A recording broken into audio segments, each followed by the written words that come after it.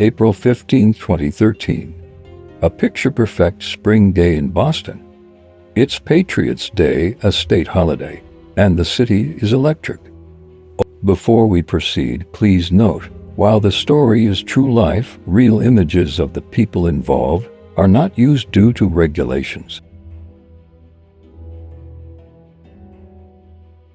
Over 500,000 people have lined the streets to cheer on nearly 23,000 runners participating in the 117th Boston Marathon, one of the world's most prestigious races. For the runners, it's the culmination of months, even years, of grueling training. For the spectators, it's a day of celebration, community, and pure human spirit. Husbands wait for wives, children for parents, all gathered near the iconic finish line on Boylston Street, ready to embrace their loved ones and celebrate their incredible achievement. The air is filled with cheers, cowbells, and a sense of shared joy. No one could have imagined that in a matter of moments, this scene of triumph would turn into one of terror and tragedy. At 2:49 p.m., as runners were still crossing that finish line, a deafening explosion ripped through the crowd. A thick plume of white smoke billowed into the air. Confusion turned to panic. Was it a transformer? A celebratory cannon? But then, just 12 seconds later, a second explosion erupted about a block away. The festive cheers were instantly replaced by screams of terror. The joyous atmosphere vanished, replaced by a scene of chaos and devastation. People were running in every direction, desperate to escape, desperate to find their loved ones. The bombs, crudely made from pressure cookers packed with shrapnel like nails and ball bearings, were designed to inflict maximum harm. They had been placed inside backpacks and left in the dense crowd near the finish line, turning a symbol of endurance and victory into a war zone. In the immediate aftermath, first responders and ordinary citizens became heroes. They ran toward the danger, not away from it. Spectators used their own belts as tourniquets. Runners who had just completed 26.2 miles turned around to help carry the injured, and police officers, firefighters, and medics worked tirelessly amidst the pandemonium. The blasts were devastating. 3 people lost their lives that day at the finish line: a 29-year-old woman, a 23-year-old graduate student, and an 8-year-old boy who was there to watch his father run. The shrapnel from the pressure cooker bombs injured hundreds more, with many suffering life-altering injuries, including lost limbs. The psychological scars, of course, would run even deeper, affecting an entire city and a nation. The question on everyone's mind was, who would do this and why? The city of Boston, and indeed the entire country, was put on lockdown as one of the most intense manhunts in American history began. The FBI took the lead, poring over thousands of hours of video footage from surveillance cameras and cell phones. They meticulously pieced together the moments before the explosions, searching for any anomaly in the crowd. Within 2 days, they had isolated images of 2 suspects, known only as Suspect 1 and Suspect 2. The images were released to the public, turning every citizen into a potential witness. The plea was simple: if you know these individuals, contact us. This public appeal was a critical turning point, but it also dramatically raised the stakes and set the stage for an even more violent confrontation.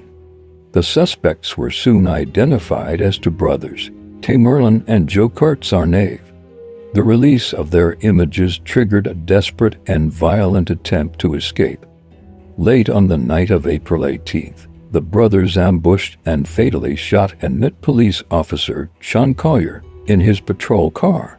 They then carjacked an SUV, taking the driver hostage for a short time before he bravely managed to escape and call 911.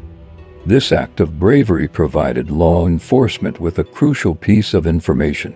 The stolen vehicle was equipped with a GPS tracker. The police now knew exactly where the fugitives were headed. A high-speed chase ensued through the quiet streets of Watertown, a suburb of Boston. The chase ended in a dramatic and violent shootout. The brothers, armed with guns and more explosives, engaged in a fierce gun battle with police. They threw another pressure cooker bomb and several smaller explosives at the officers. During the chaos, the older brother Tamerlan was seriously wounded. His younger brother Jokar then drove the stolen SUV directly at the police, running over his own brother in the process, before speeding off into the darkness. Tamerlan was pronounced dead at the hospital. One brother was down, but the other, Jokar, was now a wounded and extremely dangerous fugitive, on the loose somewhere in the Boston area. In an unprecedented move, authorities placed the city of Boston and surrounding suburbs on lockdown. Public transportation was shut down, businesses were closed, and residents were ordered to shelter in place. It was a surreal scene, a major American city brought to a complete standstill. Police, SWAT teams, and federal agents went door to door in Watertown, a massive, systematic search for one man. The day wore on with no sign of the suspect. As evening fell, the lockdown was lifted. A Watertown resident, feeling it was safe to step outside for some fresh air, went into his backyard. He noticed that the tarp on his boat had been disturbed. Peeking underneath, he saw a person covered in blood. He immediately retreated and called 911. The police swarmed the property. Using a thermal imaging camera on a helicopter, they confirmed there was someone hiding in the boat after a tense standoff, with the suspect occasionally firing from inside the boat. He was finally taken into custody. The younger brother, Jokar Tsarnaev, was found. And the week of terror that had gripped Boston was finally over. The city breathed a collective sigh of relief.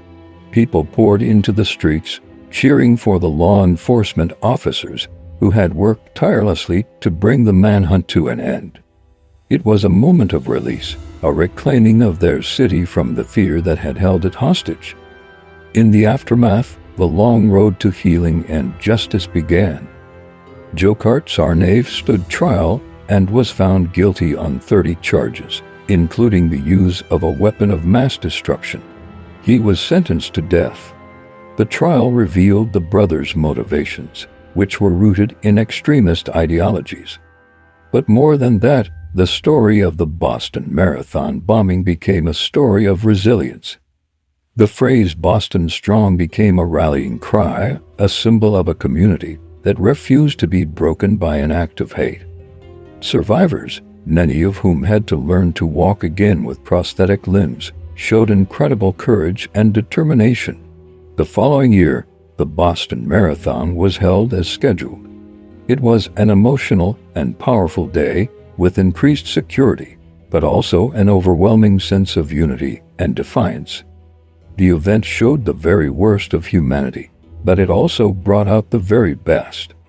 It showed how ordinary people can become heroes in an instant, how a community can come together in the face of tragedy, and how the human spirit can endure and overcome even the darkest of times. The scars of that day remain, but so does the strength of a city that proved it was unshakable.